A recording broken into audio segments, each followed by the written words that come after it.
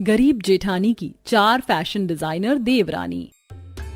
देख रही हो सरस्वती जी, 4 डिजाइनर बहुएं लाई है सुजाता तो। चारों कितनी सुंदर लग रही हैं। लहंगे देखो जरा इनके, और एक तरफ ये गांव वाली बहू है।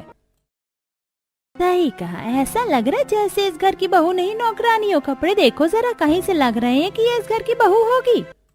ऐसे ही मोहल्ले की औरतें पूर्वी को देखकर बातें बना रही थीं, जिनकी वजह से बेचारी पूर्वी का फंक्शन में रुके रहना भी भारी हो रहा था। पूर्वी अपने देवरों की शादी में नीली पीली और बहुत ही अजीब सी साड़ी पहनकर आई थी, जो जरा भी आज के जमाने जैसी या फिर अच्छी नहीं थी। आज सुजाता के 4 बेटों की शादी थी। वैसे तो सुजाता के 5 बेटे थे, लेकिन बड़े बेटे की शादी पहले से ही हो चुकी थी। सुजाता की बड़ी बहू पूर्वी गरीब घर से आई हुई थी, जिसकी वजह से उसे ज्यादा अच्छा ओढ़ने पहनने की समझ नहीं थी। पूर्वी के घर आने वाली उसकी 4 देवरानियां फैशन डिजाइनर थीं, जिनकी वजह से लोग पूर्वी को बहुत ताने मार रहे थे। पूर्वी बहू, तू इन सभी की बातों पर ध्यान मत देना। लोगों का क्या है, जितना मुंह उतनी बातें। हाँ माँ जी, वो सब तो सही है, लेकिन मेरी ये समझ में नहीं आ रहा कि ये लोग मेरे कपड़ों के बारे में क्यों बोल रहे हैं। क्या मैंने बहुत ही ज्यादा बेकार कपड़े पहने हुए? नहीं बहू, बस अपने अपने टेस्ट की बात है। मैंने बोला ना, तो इन सब पर ध्यान मत दे। सुजाता की बात को सुनकर पूर्वी ऐसे दिखाने लगी जैसे कि उसे कोई फर्क नहीं पड़ता, लेकिन अंदर से वो काफी उदास थी। तो वहीं दूसरी तरफ उसकी देवरानियां। सुनो, मुझे जेठानी जी के लिए काफी दुख हो रहा है। वो बेचारी गरीब घर से आई हुई लड़की है और उन्हें फैशन का कोई खास सेंस भी नहीं है। इसी वजह से लोग उनकी चुगलियां कर रहे हैं। अभी दिया ऐसे बोल ही रही थी कि तभी वहां एक औरत आई। शादी मुबारक हो तुम चारों कितनी सुंदर और समझदार भी हो। एक तरफ जरा अपनी जेठानी को तो देखो, जोकर लग रही। अपने ही घर की शादी में कैसी नीली पीली साड़ी और बालों में बस एक फूल लगा के आई है, जैसे इसकी शूटिंग होनी हो। अच्छा, और आप डायरेक्टर हो जिसने पूरा ही लुक कैच कर लिया। आपको शर्म नहीं आती इस तरह से चुगली करने में? सही बोला। अच्छा होगा आप सभी अपने फैशन सेंस पर ध्यान दो। अनुष्का और अंशिका की बात पर गंगा बस चुप होकर चली गई। लेकिन गंगा की ही तरह बहुत सारे लोग थे जो पूर्वी पर बातें बना रहे थे, और पूर्वी के साथ साथ 4 देवरानियों को भी बुरा लग रहा था। किसी तरह शादी का फंक्शन खत्म हुआ और 4 बहुएं विदा होकर अपने ससुराल आ गईं। आज 4 देवरानियों की पहली रसोई थी। देखो तो जरा, ऐसा लग रहा है जैसे कि आसमान से चांद जमीन पर 4 टुकड़ों में टूट कर आ गया हो।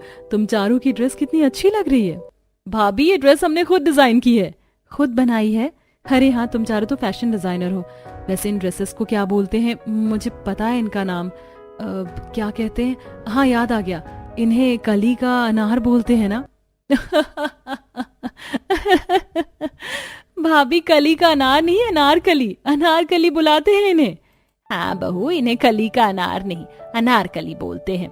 वो मेरी बहू ये वाली बहुत ही ज्यादा सीधी सी है, ना ज्यादा फैशन के बारे में जानती है और ना ही फैशन करती है, तो इसको पता नहीं है। हम जानते हैं माँ जी। वैसे भाभी, आपने अपनी पहली रसोई पर क्या पहना था? मैंने वैसे ही कुछ जैसा कल पहना था। जैसे मेरी कल नीली पीली साड़ी पहनने पर मजाक बना, वैसे ही पहली रसोई पर भी बना था। अरे हाँ हाँ, चलो बस बहुओं, बहुत हो गई बातें। जाओ अब तुम लोग अपनी पहली रसोई की रस्म कर लो। पूर्वी बहू अपनी देवरानियों को रसोई दिखा दे। जी। पूर्वी अपनी 4 देवरानियों को रसोई घर ले आई। रसोई में आने के बाद चारों ही अपनी पहली रसोई की रस्म करने लगी, और खाना बनाते बनाते अनुष्का बाकी सबसे बोली। मुझे भाभी के लिए दिल से बुरा लग रहा है। वो बेचारी आज तक अपने फैशन सेंस को लेकर कितना सुनती आई हैं। सही कहा, गरीब घर की सीधी सादी लड़की कितना ही फैशन वगैरह के बारे में जानती होगी। अब भाभी के लिए बुरा फील करने से अच्छा है कि हम उन्हें अच्छा फील करवाएं। अब हम उनकी 4 फैशन डिजाइनर देवरानी आ गई है ना, तो बस अब हमारी भाभी की कभी बेइज्जती नहीं होगी। अरे हाँ, माँ जी ने कल हम बहुओं का बहुभोज रखा है, तो जाहिर है कि लोग भी आएंगे। हम कल के लिए चलो मिलकर भाभी की ड्रेस बनाएंगे। सही कहा, हमारे पास बहुभोज में पहनने को अपने लिए तो कपड़े हैं, तो हम चारों मिलकर भाभी के लिए कपड़े बनाएं। 4 बहुओं ने पहले रसोई बनाते बनाते ही अपनी भाभी के लिए ड्रेस बनाने का मन बना लिया। कुछ ही देर में फैशन डिजाइनर बहुओं का खाना बन गया, जो उन्होंने टेबल पर लगाया। वाह वाह वाह, क्या खाना बनाया है। मेरी बहुओं के हाथ में बस कला नहीं, स्वाद भी है। सच में एक एक चीज बहुत ही अच्छी बनी है। ना नमक की कमी है, ना मिर्ची की। चलिए माँ जी, भाभी जी, आपको पसंद आ गया, मतलब हमारी मेहनत वसूल हो गई। अब कल बहु भोज में भी ऐसा ही खाना बनाना कि खाने वाले तारीफ करते ना थके। जी माँ जी। माँ जी, आपको अब तो हमसे कोई काम नहीं है ना? नहीं है, लेकिन क्यों? वो हमें आपस में थोड़ा काम है। तुम्हें जो काम है वो कर लो, अगर माँ जी को कोई काम होगा तो वो मैं देख लूंगी। पूर्वी की बात सुनकर चारों बहुएं मुस्कुराने लगीं और फिर वो सभी अनुष्का के कमरे में चली गईं। मेरे पास ये कुछ सामान है, हम भाभी की ड्रेस बनाने में उसका यूज कर सकते हैं। मेरे पास भी ये नेट है, और अगर कुछ ठीक ना लगे तो हम लोग बाजार से भी कपड़ा ला सकते हैं। नहीं नहीं, जो भी हमारे पास है अच्छा है। इसमें बहुत ही सुंदर डिजाइनर साड़ी बन जाएगी, और बहू भोज है तो साड़ी अच्छी भी लगेगी। चलिए तो जल्दी से हम अब भाभी के लिए उनकी ड्रेस बनाते हैं, हमारे पास ज्यादा वक्त नहीं है। चारों बहुओं ने साथ मिलकर अपनी भाभी के लिए ड्रेस बनाना शुरू किया। एक तरफ पूर्वी की चारों देवरानियां उसके लिए इतना कर रही थीं, तो दूसरी तरफ पूर्वी को कुछ खबर भी नहीं थी। कल तो घर में बहू भोज है, मैं कल क्या पहनूंगी? हर बार मेरा मजाक ही बनता है, चाहे मैं कितना ही कुछ अच्छा करके पहन लूं, लेकिन लोग मेरा मजाक ही उड़ाते हैं। हाँ, कल की कल देखी जाएगी। वैसे भी अब तो मेरी देवरानियां भी फैशन डिजाइनर आ गई हैं, तो अब तो मेरा मजाक उड़ना तय है। पूर्वी ऐसे ही ठंडी सांसें लेते हुए बर्तन साफ कर रही थी। ऐसे ही सारा दिन बीत गया। पूर्वी ने बिना शिकायत किए घर के सभी काम संभाले और बाकी चारों देवरानियों ने अपना दिन लगाकर पूर्वी के लिए बहुत ही सुंदर साड़ी तैयार की। ऐसे ही आज बहुभोज का दिन था। पांचों बहुएं सुबह से ही बहुभोज की तैयारी में लगी हुई थी और अब मेहमानों के आने का वक्त हो गया था। बहुओं चलो, बस बहुत हो गए काम, अब तुम सभी जाकर तैयार हो जाओ, मेहमान आते ही होंगे। जी माँ जी। माँ जी, दिया, अनुष्का, अंशिका और मानसी ये चारों ही तैयार हो जाएंगी, और फिर आखिर इनका ही तो बहुभोज है। आज मैं ऐसे ही सही हूँ। क्यों क्यों सही हो आप ऐसे ही? मुझे गलत मत समझना, लेकिन बस मेरा मन ही नहीं है। अगर हम आपको अपने हाथों से बनाई हुई डिजाइनर साड़ी दें, तब भी आपका दिल नहीं करेगा? तुम्हारे हाथों से बनी हुई साड़ी? जी माँ जी, हमने बनाई है। कल हम साड़ी ही तो बना रहे थे भाभी के लिए। सच में? लेकिन तुमने इतनी मेहनत क्यों की? क्योंकि हम चाहते थे कि हमारी बहन जैसी जेठानी जी आज सबसे ज्यादा सुंदर लगे। देखिए, साड़ी बनाई है हमने आपके लिए। ये तो बहुत सुंदर है। हाँ सच में, फंक्शन हो या कोई पूजा या फिर कोई भी स्पेशल साड़ी जो हर जगह अच्छी लगती है, भाभी अब आप जाओ और ये पहनकर तैयार हो जाओ। अपनी देवरानियों की बनाई हुई साड़ी पूर्वी को बहुत ज्यादा पसंद आई थी। वो खुशी से उसे अपने कमरे में लेकर गई और साड़ी पहनकर तैयार हुई। बाकी चारों नई बहुओं ने हल्के फुल्के लहंगे पहने, जो भी बहुत ही अच्छे से डिजाइन थे। कुछ ही देर में सभी लोग आ गए और देखो तो सही, एक ही दिन में नई बहुओं ने तो आकर इस पूर्वी के तो ढंग ही बदल दिए। सही बोला, अब चार चार फैशन डिजाइनर देवरानियां मिली हैं तो उनसे कुछ तो फायदा उठाएगी ही। लोगों को अभी भी चैन नहीं था। आज पूर्वी के अच्छे दिखने पर भी सभी बातें ही बना रहे थे कि तभी अपनी भाभी के पक्ष में अंशिका बोली, वैसे एक बात तो सच्ची है, आप जैसे लोग ना खुद जीते हैं और ना ही किसी और को जीने देते हैं। आपको बस लोगों का दिन खराब ही करना आता है। मैंने क्या किया? अरे सुजाता, देख रही हो अपनी बहू को मुझसे मुंह जारी कर रही है। इसे मेरी उम्र का भी लिहाज नहीं आता। तो जया बहन, तुम भी अपनी उम्र का लिहाज करके बात करो। ये क्या बात हुई कि खुद तो बांटो सभी को जहर और बदले की मांग रखो अमृत की? तो वो तो नहीं हो सकता है ना। सुजाता की बात को सुनकर जया का मुंह बंद हो गया। अब उसके पास बोलने को कुछ नहीं था। जया की तरह जो भी ज्यादा बोल रहा था वो सभी शांत हो गए और कुछ इस तरह से चारों बहुओं का बहुभोज हुआ। रोजाना ऐसे ही सिलसिला जारी था।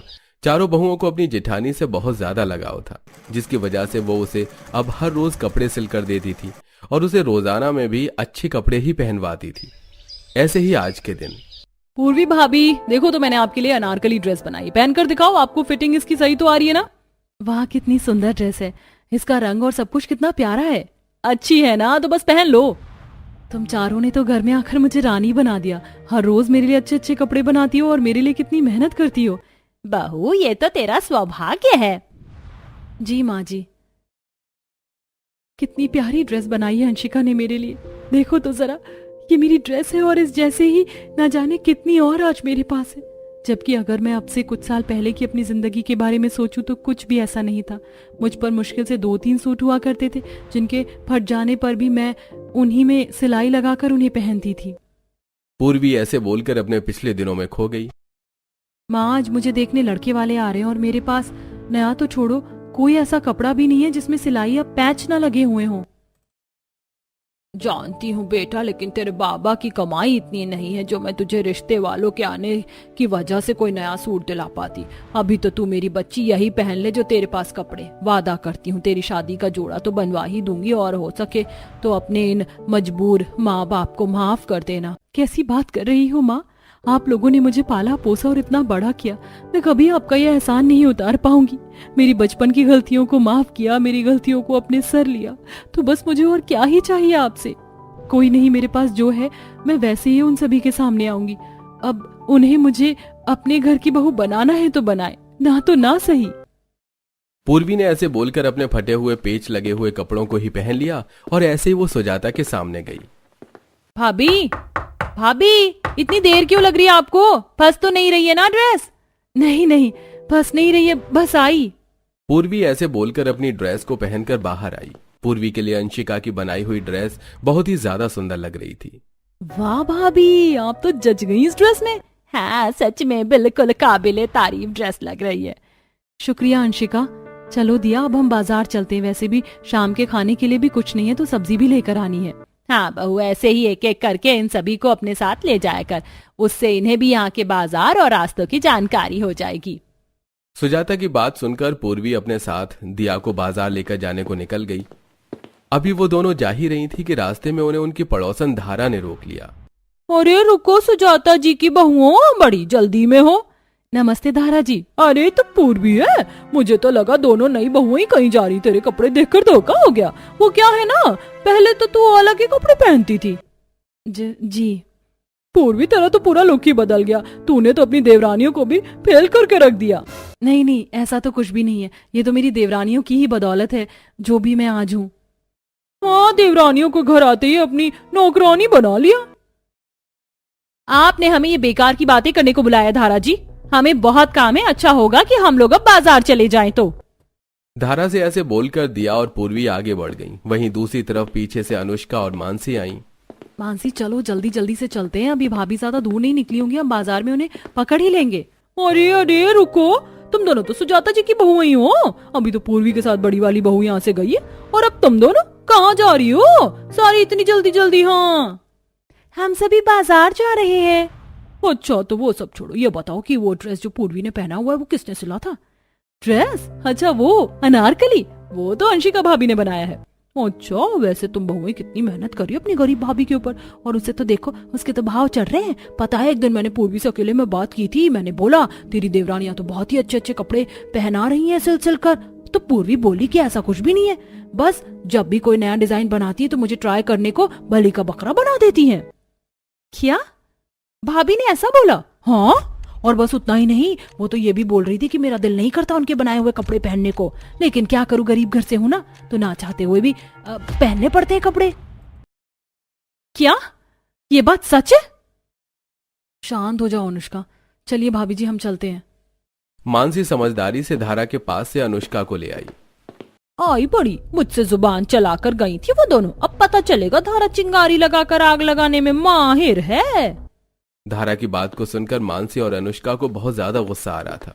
उन्होंने पूर्वी को गलत समझ लिया, और जब वो सभी बाजार से घर लौटी तब चारों देवरानियां मिलकर पूर्वी के बारे में ही बात करने लगी।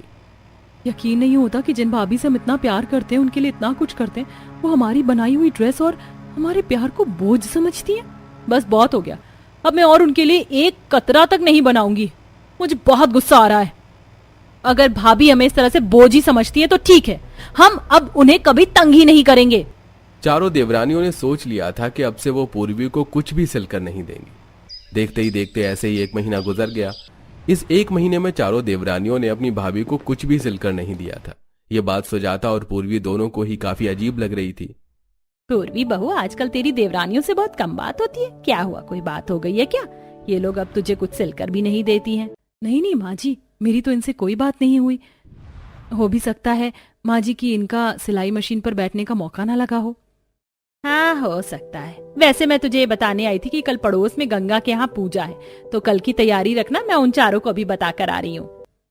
सुजाता पूजा के बारे में पूर्वी को बताकर अनुष्का, दिया, अंशिका और मानसी को भी बताई। कल पूजा में जाने का न्योता आया है। हम लोगों के पास तो कपड़े हैं, लेकिन पूर्वी भाभी क्या पहनेंगी? हमने जो उनसे नाराज होने से पहले उनके लिए साड़ी बनाई थी, वो उन्हें दे दूं क्या? रहने दो, वैसे भी हम तो अपने डिजाइन उन पर थोप देते हैं, जो उनका दिल करेगा वो पहन लेंगी, हम टेंशन नहीं लेते। चारों देवरानियों की नाराजगी अभी भी दूर नहीं हुई थी। दिया के बोलने पर किसी ने पूर्वी को कुछ नहीं दिया। ऐसे ही अगला दिन निकल आया और पूजा का वक्त भी हो गया। पांचों बहुएं तैयार होने लगीं, जिसमें दिया ने लहंगा, अनुष्का ने साड़ी, अंशिका ने शरारा और मानसी ने लॉन्ग ट्रेडिशनल गाउन पहना। लेकिन पूर्वी ही बेचारी एक अकेली थी जिसके पास कुछ अच्छा नहीं था। मैं क्या पहनूं? ये लहंगा ही बस मेरे पास है, चलो इसे ही पहन लेती हूँ। पूर्वी ने भी लहंगा पहना, लेकिन वो लहंगा पूजा के हिसाब से बेहद ही हैवी था और साथ ही उसका रंग इतना चमकीला था कि वो लहंगा बिल्कुल रेडियम लग रहा था। कुछ ही देर में पांचों बहुएं तैयार होकर पूजा के लिए गंगा के घर आ गईं, जहां लोग फिर से पूर्वी की बेइज्जती करने लगे। अरे ये तो सुजाता की बड़ी बहू पूर्वी है ना, इसका क्या यहाँ ब्याह हो रहा है जो ये देवरानियों से भी ज्यादा सज धज कर आई है?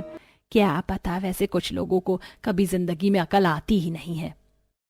सभी लोग ऐसे ही बातें बनाने लगे। सभी पूर्वी को बुरा भला ही बोल रहे थे, जिनको सुनने के बाद पूर्वी की देवरानियों को अपनी शादी का ही दिन याद आया और वो अपनी सारी नाराजगी भुलाकर बोली, बस कीजिए आप लोग।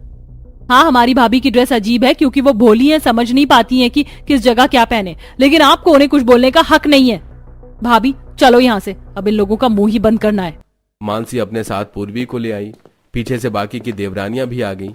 उनके ऐसे पूजा के घर से वापस आने से लोग बातें बनाने लगे। तो वहीं दूसरी तरफ मानसी मुझे क्यों ले आई? ऐसे पूजा वाले घर से नहीं आते हैं।